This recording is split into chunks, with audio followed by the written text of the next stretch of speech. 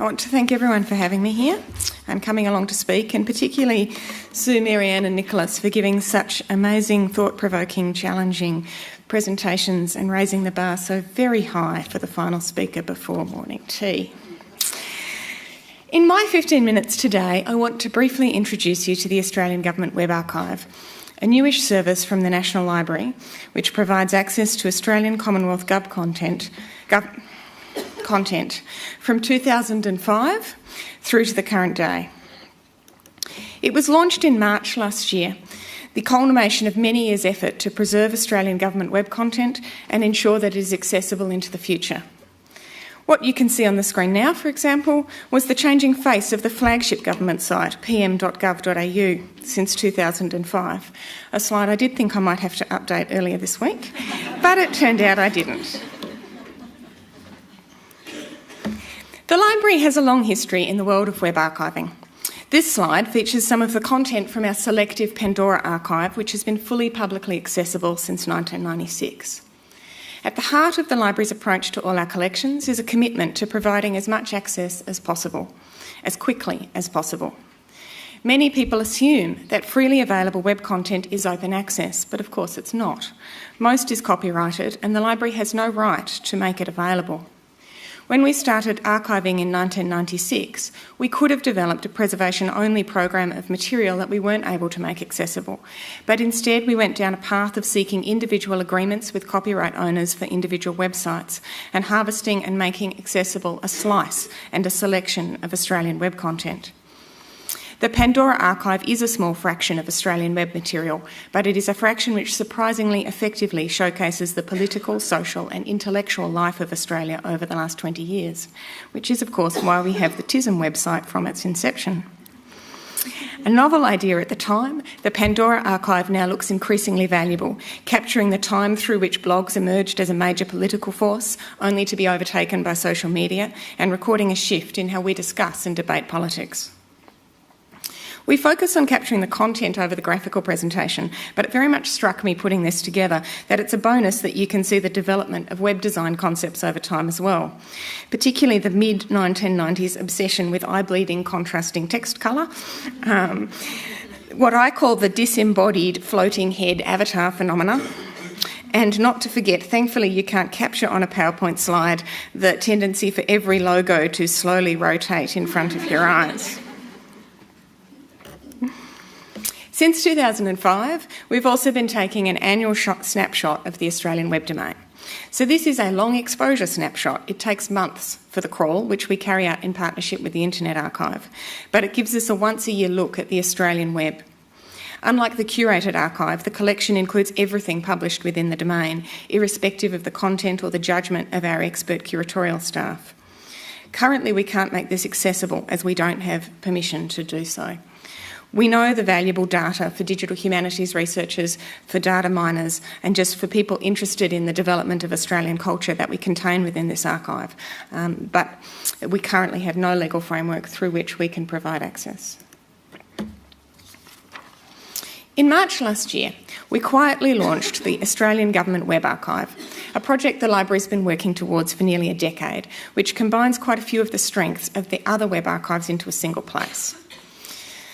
So the catchily named AGWA is based on bulk harvest crawls of the .gov.au site. So unlike the domain level crawls, this is a comprehensive-ish snapshot of the federal government web content. Unlike those crawls, however, it's publicly accessible to anyone with a range of search, browse and surf functions, and you can see the URL below for those with devices.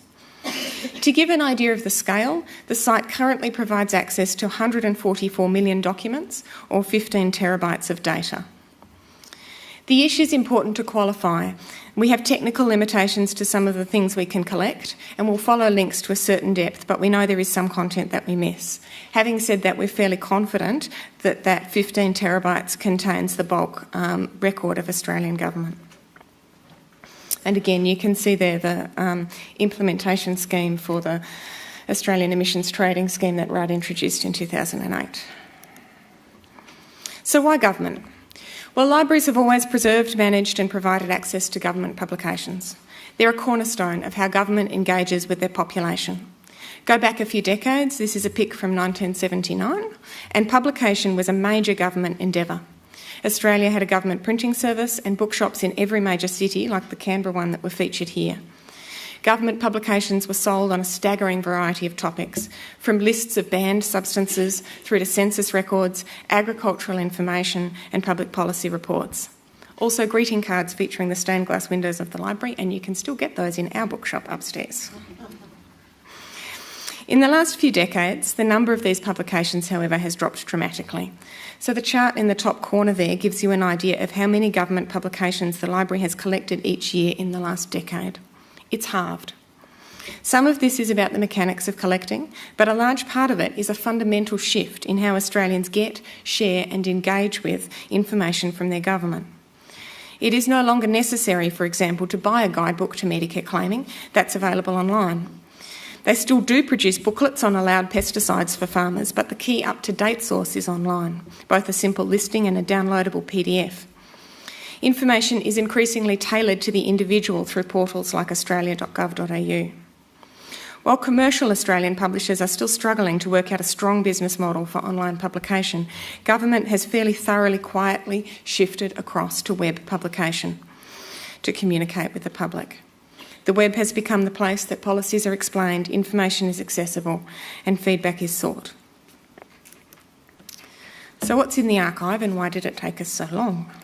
It took a few years to negotiate permission to make the material available.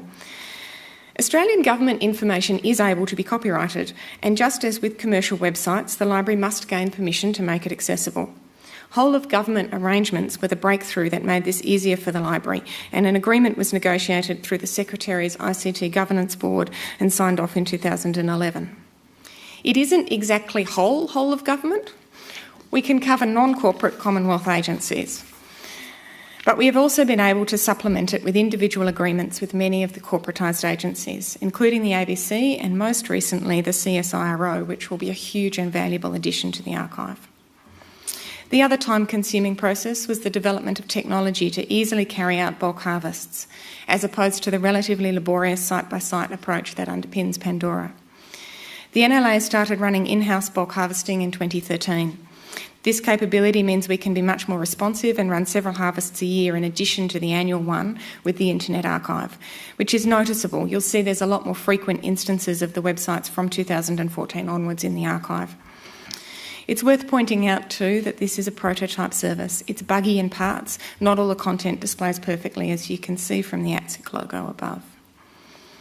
The archive has both files and websites. So the slide on screen is part of our coverage of the Australian and Torres Strait Islander Commission website just prior to its abolition in 2005. This page contains all of the files around the review of ATSIC, and you can, which are captured through the service and can be downloaded and read, stored by any user. Quick overview of the search features. You can search by keyword, web domain, and limit your search to particular file types. There's a search box on the side that provides keyword across all of the indexed content. A drop-down menu allows a more precise search. So we can search within a URL, and there's a very nifty feature that lists URLs that are very similar to the one that you've chosen.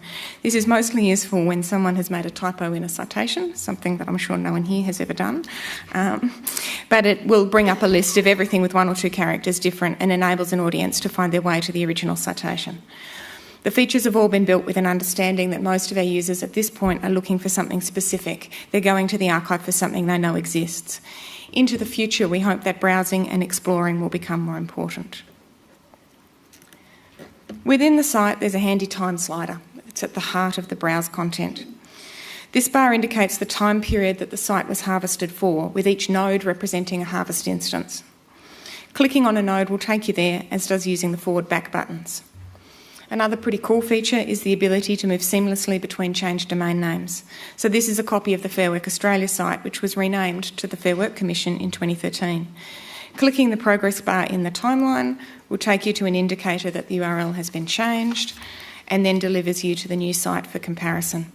This is one way of solving a long-standing issue for librarians and users of government publications regarding how to track policy over time through machinery of government changes. Of course, sometimes web content doesn't just change domain, it disappears altogether. This is our snapshot of the Climate Commission website from April 19, 2013, and this is our capture from February 12, 2014. This highlights obviously and fairly graphically the key value that we see in continuing to resource the agua. As government information and communication and engagement has moved increasingly online into a dynamic, fast-moving and ephemeral context, the need to keep information current and accurate often leads to whole parts of public policy disappearing overnight. With the capacity to quickly and comprehensively harvest Australian government information, we keep a record of who we are, who we were, who we weren't, and perhaps even who we chose not to be. In doing so, we inform public policy and Australian cultural life into the future. So where to next? The library will continue our trip forward to the past with the planned addition of content collected from the Internet Archive from 1996, which will significantly expand the record of Australian government and, of course, the number of rotating GIFs in the archive. We are also still negotiating with other Commonwealth agencies to add more content. Several libraries have started adding links to their catalogues to Australian Government Web Archive data, and a particular shout out to the ACT here, for major reports and other publications available in print, enabling library users to get to the online version quickly and easily straight from a catalogue. Into the future, we will look at integrating the service into Trove, looking at more themed slices of content and features that might allow different ways to visualise the archive. The ability to show the use of phrases such as aged care or literacy over time, for example. And finally, a thank you to the relatively small, dedicated and passionate team who run the service. These 6 people do everything from select the content, run the harvests, answer the questions, as well as the IT development enhancements and all of the technical support. Sometimes people assume our web archiving program is run by a large group of people, but really, as in many things, we run heavily off professional expertise and dedication. Thank you very much.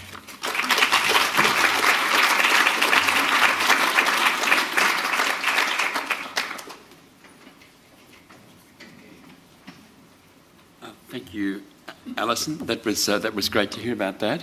We've got a little time before morning tea, and I thought it would be good to use that time to give you an opportunity to ask questions of the previous 4 speakers, or add to the discussion in general. So, somebody got a question up there?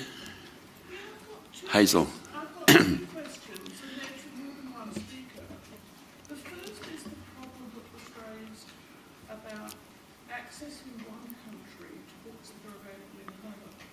Now, everybody who gets copyright gets global copyright. Their copyright holds instantly in every country that is a signatory to the Berne Convention. Why is that not balanced by an obligation to make the work available in every country? I think that's an issue that we ought to put on the table and be looking at, because it will solve a lot of problems. Secondly, Nick raised the issue of DRM. I find this fascinating. There is absolutely no economic justification for a publisher that uses DRM to also claim copyright. It is double dipping.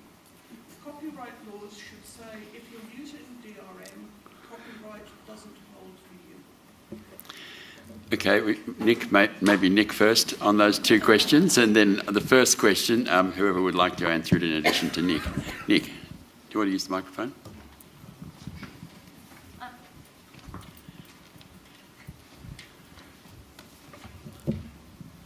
Thanks for the interesting comments and provocation. So, the first question is about accessibility across borders, and I think that's where the Marrakesh Treaty really does build this into the regimes, and why it's so fundamentally important that we see ratification by as many countries as possible.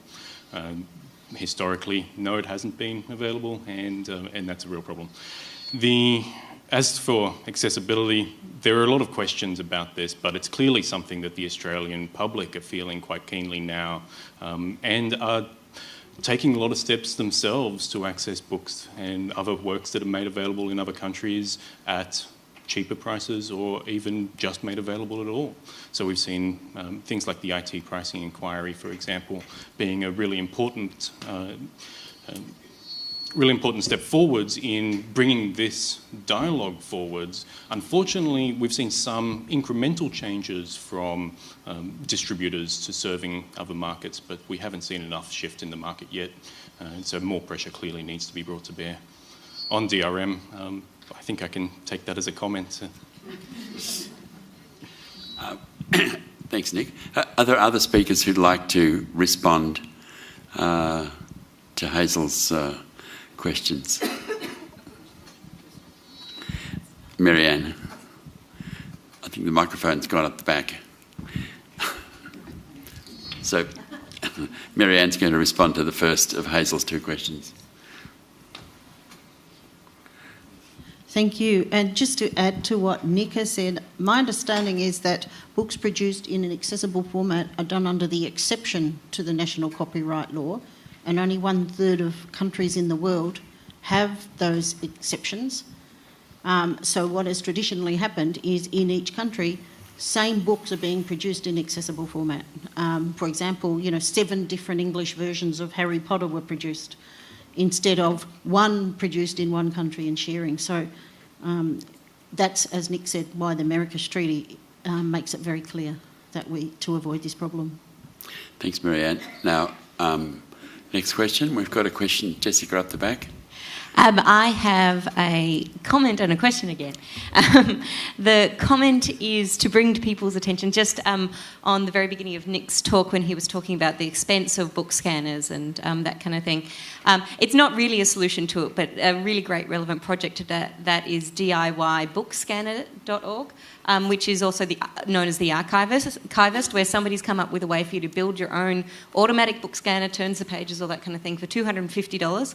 And it's all Creative Commons licensed, and it's a very big movement. It's like a wiki or a maker movement. A lot of people are doing it. It's a really awesome thing. It's probably not a solution for the National Library or Google Books, but it's a great solution. But it's taking a lot of hold in third world countries, remote places, just Haiti. All kinds of amazing places where people, literally individuals, are going to their backyard and building a book scanner and using it for all kinds of amazing projects, medical records in Haiti and that kind of thing. So it's a really cool thing. Everybody should look it up and go home and build their own book scanner, because they can. But the question was, I've been out of touch a little bit, and I'm wondering what the very broad details of the legal deposit scheme is. As somebody who worked on it about 10 or 15 years ago, I'd like to know how it ended up in terms of, more specifically, how does it apply to web pages and that kind of thing, or is it just, sort of discrete electronic documents? Anybody want to tell me? Alison. Switch my hats and take that one. The legislation, firstly to say that the information on the legislation is that it was passed by the Senate yesterday. It hasn't been to the House of Representatives yet. It will be introduced into the House of Representatives into the future to replace the current Commonwealth legal deposit legislation with new legislation within the Copyright Act. The name... You can download a copy of the legislation, and that's where I'd advise most people to go to. There's both the explanatory memorandum that's available via the parliamentary website. I'm sure your librarian would be able to help you navigate if you find it difficult to navigate the website. The name of the bill is the Civil Law and Justice Amendment Bill 2014, because it was introduced last year. So that is catchily named, and I'm sure you'll all remember it. The scope of the bill is to change the definition of library material. So it doesn't have a specific inclusion of different format types in the sense that perhaps the questioner expected. It defines library material very similarly to how it is currently defined, but makes it clear that that's irrespective of format. There's then some definitions in the bill about how material will need to be delivered depending on whether it is online material or offline material. So within the context of the bill, material which is defined as online would need to be delivered under request, whereas material that is offline needs to be delivered to the library within 30 days of publication. That's the context of the bill. But as I said, if people are interested, I'd encourage you to go to the website, download a copy and have a look at the explanatory memorandum. Are there any follow-up questions there about the content of the bill while Alison's still with us?